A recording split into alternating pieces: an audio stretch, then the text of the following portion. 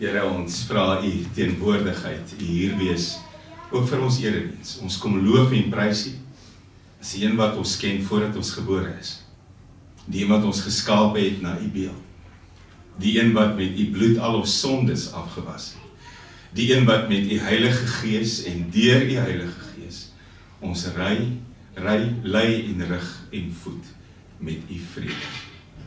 Alles vra ons in u naam alleen. Amen.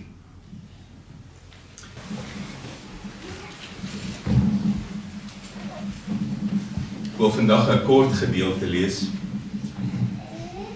uit Handelinge 2 en ek lees vanaf vers 37 Handelinge 2 in my Bybel op bladsy 140 van die Nuwe Testament. Petrus doen 'n toespraak nadat die Heilige Gees uitgestort is. En hy sê in vers 36, hy som eintlik sy hele toespraak op. Hy sê in vers 36 dat die hele huis van Israel dan verseker weet dat God hom Here en Christus gemaak het. Hierdie Jesus wat julle gekruisig het. Toe hulle dit hoor, die mense wat daar rond staan, is hulle diep in die hart getref en het vir Petrus en die ander apostels gevra, wat moet ons doen, broers? Petrus antwoord hulle, bekeer julle en laat elkeen van julle in die naam van Jesus Christus tot vergewing van julle sondes gedoop word en julle sal die Heilige Gees as gawe ontvang. Want die belofte is bedoel vir julle en ook vir julle kinders en vir almal daar ver, almal wat die Here ons God na hom toe sal roep. Met nog baie ander woorde het hy getuig en hulle aangespoor, laat julle uit hierdie Korinthe geslag red. Ons lees net tot hier. Voordat ons luister na die woord van die Here, kom ons word vir 'n oomblik stil.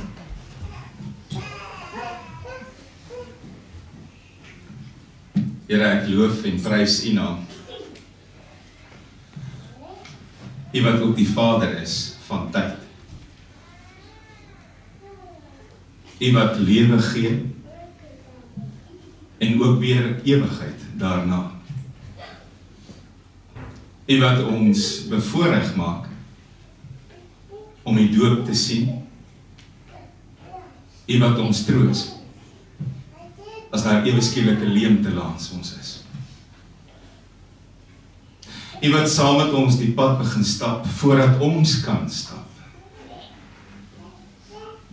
U wat ons in die hand vat en na 'n feesmaal toe lei is ons tyd hier klaar is. U is die lewe, U is die ewigheid, U is die troos, U is die hoop. En daarom ook vandag die voorreg om hier te wees, die voorreg om ook in hierdie oomblik opgewondenheid te deel. Met mense wat sê, my kind behoort aan die Here en ek wil dit wys. My kind is God se voordat hy of sy myne was. En ek wil hê getuies moet dit sien, ek wil hê die wêreld moet dit hoor. Daarom die voorreg om saam hier te wees. Lei ons ook vandag, Here, deur hierdie erediens en vestig ons hoop op U wat voor ons loop, wat agter ons aankom, wat langs ons is, wat in ons leef. Amen. 'n man met die naam Lukas was 'n besige ouetjie. Hy was 'n mediese dokter. En daai tyd was dit nie anders as vandag nie. Mediese dokters is besige mense. Daar's altyd iemand met nood. Maar dan kom jy agter iewers in sy pad, hoor hy van Jesus. Hy was nie een van die 12 disippels wat saam met Jesus gestap het nie. Hy was nie een van die volgelinge wat saam met Jesus geloop het toe Jesus op aarde was nie. Iewers langs die pad, nadat die Here al opgevaar het, hoor dokter Lukas van Jesus. Hy hoor by Paulus van Jesus. Paulus getuig en praat van Jesus. En hierdie man, hierdie Lukas, is so aan sy hart geruk, dat hy eintlik alles waarmee hy besig is vir 'n oomblik op sy sit, om saam met Paulus sendingwerk te gaan doen. Hy vergesel hom op sy reise. Hy word saam met Paulus in 'n gevangenis gesit. En dan besef Lukas op 'n stadium, daar's mense soos ek. Daar's mense soos ek daar buite wat nog nie van Jesus weet nie. Daar's mense soos ek wat nader getrek moet word. Daar's mense soos ek wat alles van Jesus moet weet, sodat hierdie Jesus hulle lewe ook kom vol hê, soos hy myne vol het. En dan besluit hy, ek gaan 'n boek skryf. Ek gaan 'n boek skryf oor Jesus van Nasaret. Ek was nie naby hom toe hy geleef het nie. Ek was nie een van sy disippels nie, ek was nie 'n volgeling nie. Ek het nooit 'n wonderwerk met my eie oë raak gesien nie, maar ek het genoeg ervaring om te weet, ek het met genoeg mense gepraat wat wel daar was. Ek skryf 'n boek. En dan skryf hy die Lukas Evangelie. En aan die begin van Lukas 1 skryf hy, ek lewer kennis oor wat ek van ooggetuies afgekry het, van dienaars van die woord wat homself persoonlik geken het. En dan skryf hy ook, ek het dit stap vir stap ondersoek, noukeurig nagevors, en ek skryf dit nou neer. Is daar iemand wat van navorsing geweet het, sê dit hierdie man gewees het. Ek vors alles noukeurig na en ek skryf dit neer. Maar dan interessant, daar verskyn 'n naam aan die begin van hierdie boek. Hy sê aan Theophilus. Theophilus wat beteken vriend van God, geliefde van God. Hy skryf hierdie boek spesifiek vir Theophilus. Nou mense het al die tyd probeer vasmaak, wie is Theophilus? Daar's baie teorieë. Hy was 'n Romeinse soldaat, sê die een. Hy was 'n Griekse wysgeer. Hy was 'n heiden, hy was 'n geleerde met baie geld, maak nie saak wie dit was. Lukas besef hierdie Theophilus, vriend van God, is iemand soos hy, wat nie van Jesus geweet het nie, van Jesus moet weet, sodat sy lewe kan verander. En dan gaan hy verder. Hy skryf 'n boek, die Evangelie van Lukas, 24 hoofstukke, maar dan besef hy die storie is nog nie klaar geskryf nie. Hy skryf 'n tweede boek, Handelinge. Lukas skryf vir Handelinge. Ek gaan kyk in Handeling 1, alweer gerig aan Theophilus. Dieselfde ouetjie. Nog iets om te leer. Nou wil ek vir jou sê, en die ouens wat hierdie goed bestudeer sê, dit was so, hierdie was waarskynlik een aan een lopende geskrif. Van die Lukas Evangelie, en dan kom Johannes tussen en dan begin Handelinge weer, albei deur Lukas geskryf. 2 lang boeke. En daardie was die Bybel op perkamentrolle geskryf. En van hierdie goed kon tot 10 meter lang wees as jy hom afrol. En Lukas en Handelinge was albei 2 rolle van 10 meter elk. Toe die Bybel saamgestel is, ek weet nie wat die rede was, hoekom hulle die Johannes Evangelie tussenin gesit het. Maar die Johannes Evangelie word omring met albei geskrifte van Lukas. En nou die ironie, so mense in die Nuwe Testament dink, dan dink jy aan Paulus, wat 'n klomp geskrifte geskryf het, klomp briewe, wat waarskynlik die meeste is in die Nuwe Testament, dan kom jy agter nee. Sit jy Lukas en Handelinge bymekaar, is dit 28% van die Nuwe Testament, geskryf deur Lukas. Meer as die 24% van die Nuwe Testament, deur Paulus. Nou weet ons wat hy geskryf het. Lukas begin by die aankondiging van die geboorte. Dit begin sommer by Johannes die Doper. Hy het ordentlik nagevors. Johannes die Doper se pa kry 'n tyd en jou kind gaan 'n voorloper wees van die ware koning wat kom. Lukas gee dan vir ons 'n perfekte uiteensetting van die geboorteverhaal. Die lewe van Jesus, die lyding van Jesus, die sterwe van Jesus, die opstanding van Jesus. En Lukas eindig by die hemelvaart van Jesus. Handelinge begin by dieselfde toneel. Die tweede boek wat hy geskryf het. By die hemelvaart van Jesus. By die uitstorting van die Heilige Gees. By die werking van die Heilige Gees. En nou dink mense, Handelinge gaan oor die handelinge van Paulus en die apostels. Handelinge gaan oor die handelinge van die Heilige Gees. Dis waaroor dit gaan. Nou kom ons by 'n oomblik in Handelinge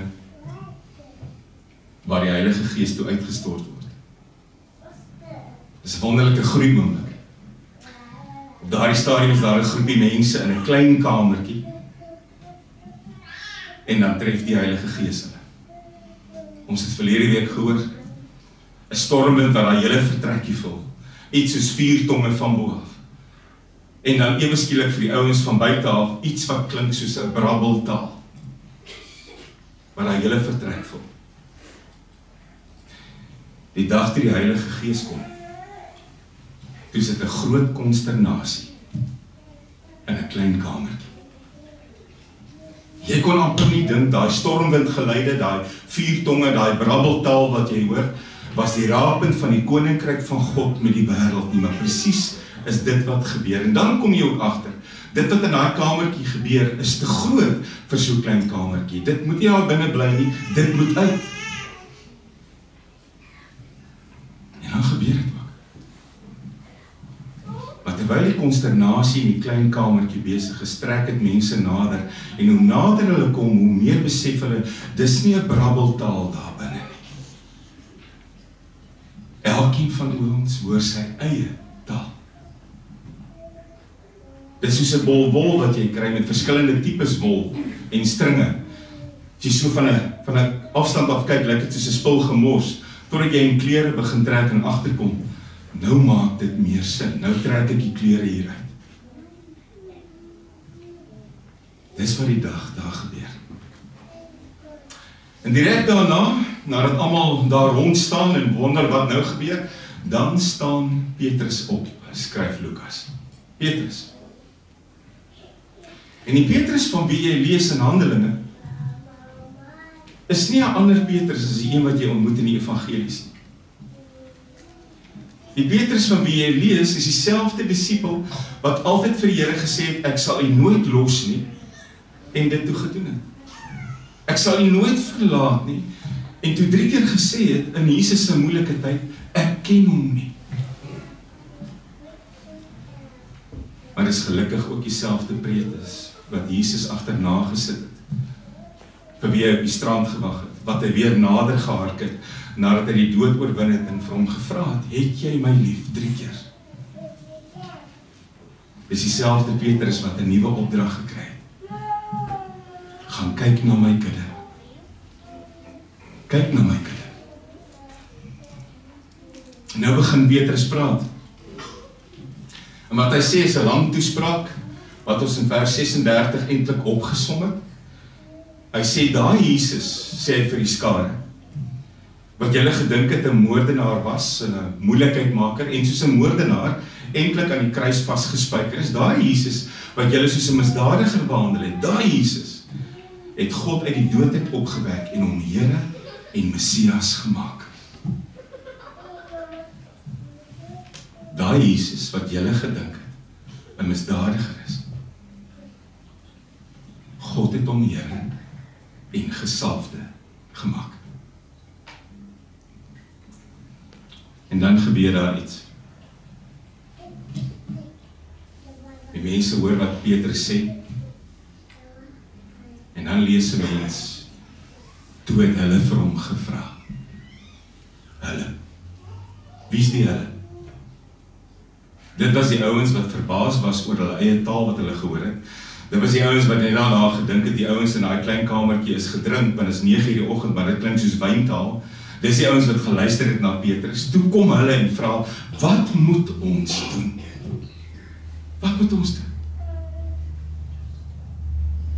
En die woord sê, hulle was diep getref deur Petrus se woorde. Nou, ek wil vir jou sê, as jy die oorspronklike teks gaan lees, is dit die enigste plek waar jy hierdie woord in die Nuwe Testament aantref, katanosomai. Katanosomai beteken, jou hart is deurboor. Ons Bybel sê hulle was diep getref. Op daai oomblik was hulle harte deurboor. Hoekom? Want ons het hierdie man soos 'n misdadiger hanteer en kyk wie is hy. My hart is deurboor. Wat moet ek doen? Wat kan ek doen? Want ek wil my lewe verander. Hebreërs 4 vers 12 sê, die woord is soms soos 'n tweesnydende swaard. Hy tref jou diep en hy tref jou kragtig. Die woord van God sny dikwels baie diep, partykeer tot in die lewe in, of partykeer tot in die dood in. Jy stap of bekeerd daar weg, of verhard. Of jy jubel, of jy sê, dit is nie vir my nie. Maar op die dag, nadat Petrus gepraat het, skryf Lukas, is hierdie skare opgewonde, en hulle is honger, en hulle is gretig, en hulle soek iets, en dan vra hulle, wat moet ons doen? Wat moet ons doen om te behoort? Ons hoor van hierdie dinge wat gebeur, ons wil deel wees daarvan, wat kan ek doen? En dan sê Petrus, dit is maklik. Eerste stap wat jy doen, bekeer julle. Nou weer eens iets wat ons baie keer misverstaan. Baie keer dink mense bekering is iets wat ander moet sien in jou lewe. Dis op die oppervlak. Jy beskielik in jou dade is jy anderster. Jy draai nie daarom, jy soek getuies, jy praat anders, jy doen anders, jy dink anders. Maar dis nie wat bekering is nie.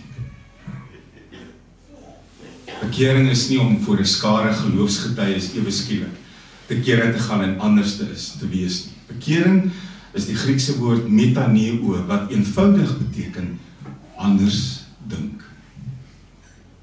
Dis wat bekering beteken. Metaneo, anders dink. Bekering gebeur hier en hier. Dis waar bekering gebeur. En dan eers nooi jy jou sintuie om te begin saampraat. Dan eers doen jy anders, leef jy anders, beplan jy anders. Bekering gebeur hier en hier. Dis om anders te dink. En dit sluit so mooi aan by vers 36 waar Petrus gesê het, julle het gedink hy is 'n misdadiger. God het hom Here en gesalfde gemaak, dink anders. Maak daar ommekeer in jou kop. En die res sal volg. Hy sê, bekeer julle en laat julle julleself doop in die naam van Jesus Christus, sodat God julle sondes kan vergewe en julle die Heilige Gees as gawe kan ontvang. En hier trap ons lekker klei. Hoekom? Want met hierdie 2 verse dink mense baie keer, die doop is net vir volwassenes. Want die woord sê dan nou hier, jy moet jouself eers bekeer. En dan word jy gedoop. En dan ontvang jy vergifnis vir sondes. En dan kry jy die gawe van die Heilige Gees. As jy jouself nie kan bekeer nie, kan jy nie gedoop word nie. Kan God nie jou sondes vergewe nie. Kan jy nie die gawe van die Heilige Gees kry.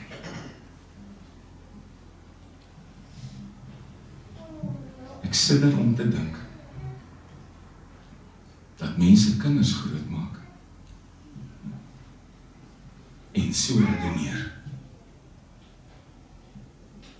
So hierdie kindjie van my is nie gedoop nie,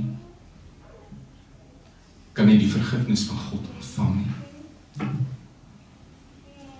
kan nie die gawe van die Heilige Gees ontvang nie. Gelukkig is daar 'n vers 39. Wat staan in vers 39? God beloof het, is vir julle en julle kinders. En vir almal wat God na hom toe sal roep, en vir almal wat nog ver is. Daar staan nie wat God beloof het, is vir julle en julle tienerkinders, julle volwasse kinders, julle kinders wat besluite neem nie. Daar staan wat God beloof het, is vir julle en julle kinders. En dan gebruik die Grieks weer 'n woord teknon. Teknon wat beteken suigeling afhanklike.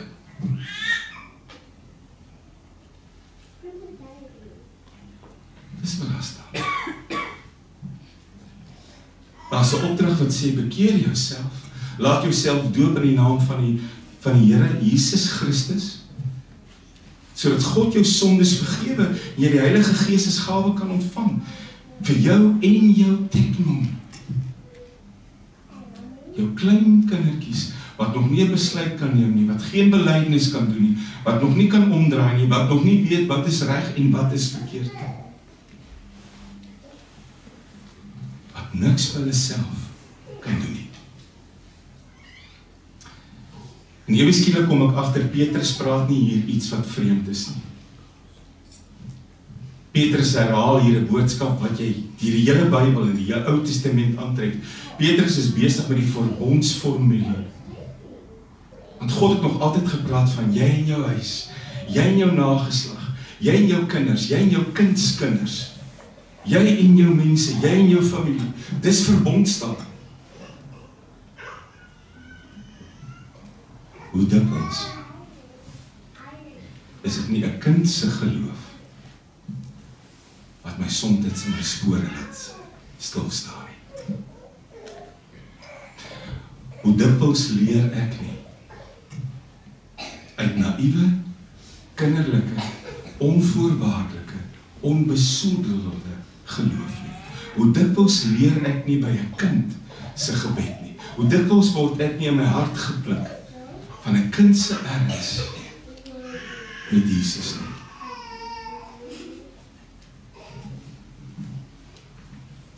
Wil jy kyk hoe lyk naïewe, onvoorwaardelike geloof? Wil jy kyk hoe lyk die gawe van die Heilige Gees regtig?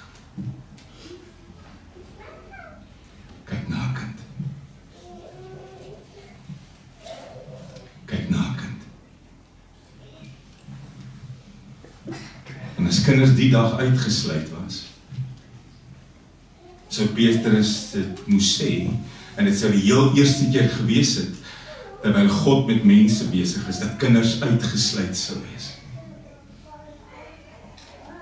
Want onder daai skare was daar oueres, en middeljariges, en jonges, en kinders, en tieners, en babas, en suiglinge. Jy sien dit ook in Handelinge 16, toe Lydia en haar hele huisgesin gedoop is. Jy sien dit in dieselfde hoofstuk, Handelinge 16, 'n paar verse later, toe die tronkbewaarder en sy hele gesin gedoop is. Dikwels in die huisgesinne van daai tyd 3-4 geslagte onder een dak. Almal gedoop. En daarom doop ons vandag hierdie drie. Hierdie drie teknon. Hierdie drie ten volle afhanklike kinders. Die bekeerwerk lê by hulle ouers. Dis ek en jy wat vir hulle moet wys hoe lyk genade. Dis ek en jy wat vir hulle moet wys hoe lyk ware liefde. Dis ek en jy wat hulle moet grootmaak in hierdie liefde. Die bekeergedeelte lê by my en jou as ouers. Uit hulle monde nog nie groot belydenisse nie. Uit hulle monde nog nie groot getuienisse nie. Ons doop hulle nie op grond van hulle geloof of hulle geloofsprestasies nie. Ons doop hulle ook nie omdat hulle nog relatief min sonde het nie. Ons doop hulle want alles wat die Here gegee het, is klaar alles, ook hulle sin. nie vir 'n oomblik uitgesluit nie. Doop hulle in die naam van Jesus Christus. Want God het hulle sondes verlos. En hulle die Heilige Gees as gawe ontvang. Die feit dat hulle jonk is, klein is, nog baie moet leer, maak hulle die ideale ontvangers van God se genade. Ek is vandag 'n ouerige ou, bietjie meer as middeljarig, en ek verstaan nog nie vandag die grootheid en die wydheid en die diepte van God se genade nie. Dis te groot. Saam met julle word ek vandag 'n getuie van 3 kindertjies wat hy geken het voordat hulle gebore is. Hulle is sy eiendom. Kom ons doop hulle in sy naam. Amen.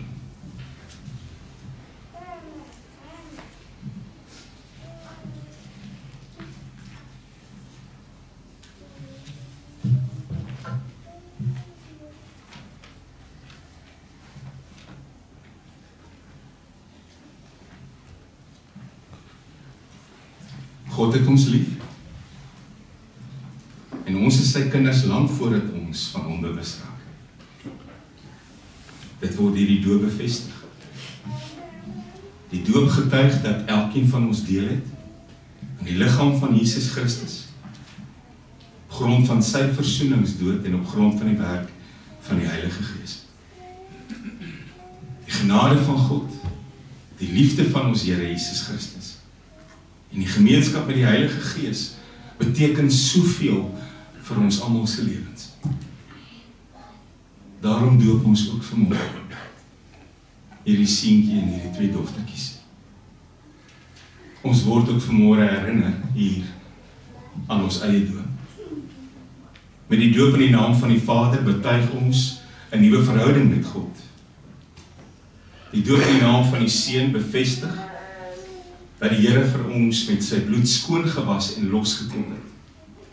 Die doop in die naam van die Heilige Gees is die waarborg dat die Heilige Gees in ons bly en met ons werk en voortdurend ons lewens nuut maak.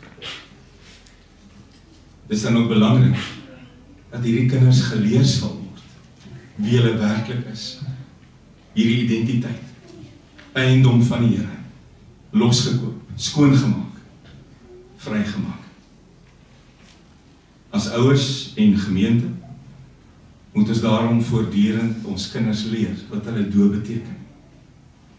Ons kinders behoort ook in die lewe van die gemeenskap van gelowiges te ervaar wat dit beteken om aan God te behoort. Ek vra nou vir Chris en Sam en Joe en Saskia om na vore te kom met hulle kindertjies.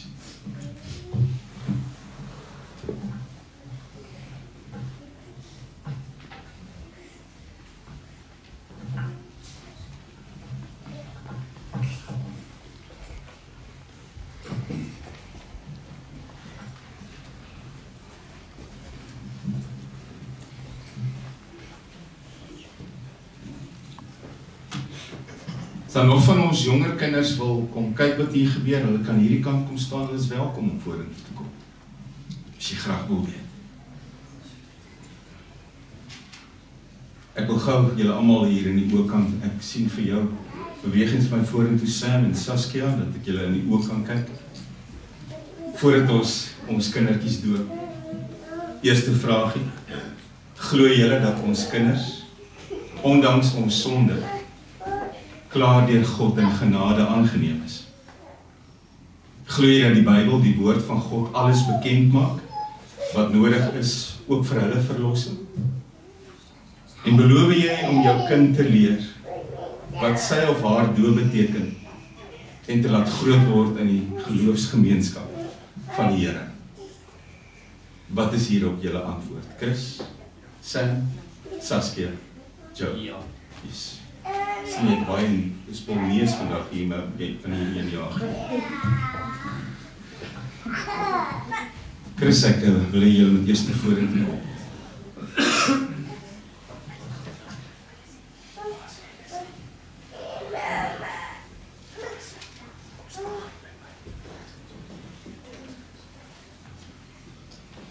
Elizabeth, Avril Barron, ek doop in die naam van die Vader, en die Seun, en die Heilige Gees. May the Lord bless you, and be with you every step of your way.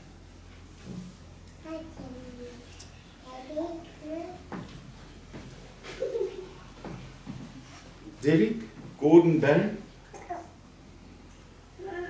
baptize you in the name of the Father, the Son, and the Holy Spirit. May the good Lord guide you in His ways, always.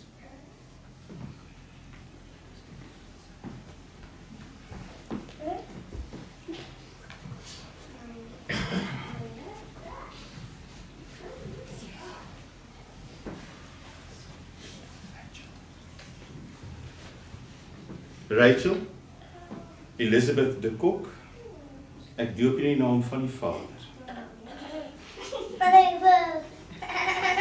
en die Seun, en die Heilige Gees.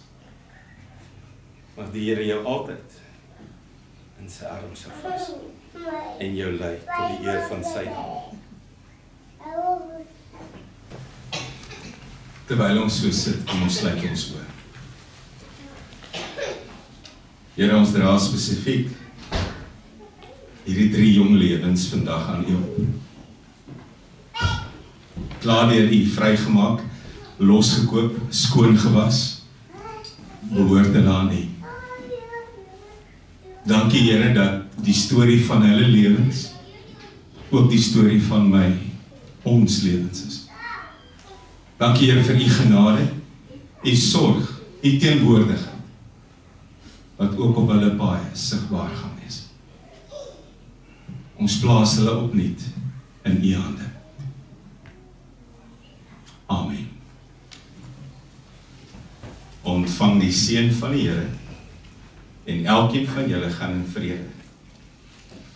Die genade van ons Here Jesus Christus, die liefde van God ons Vader, en die gemeenskap van die Heilige Gees, sal met elkeen bly wees.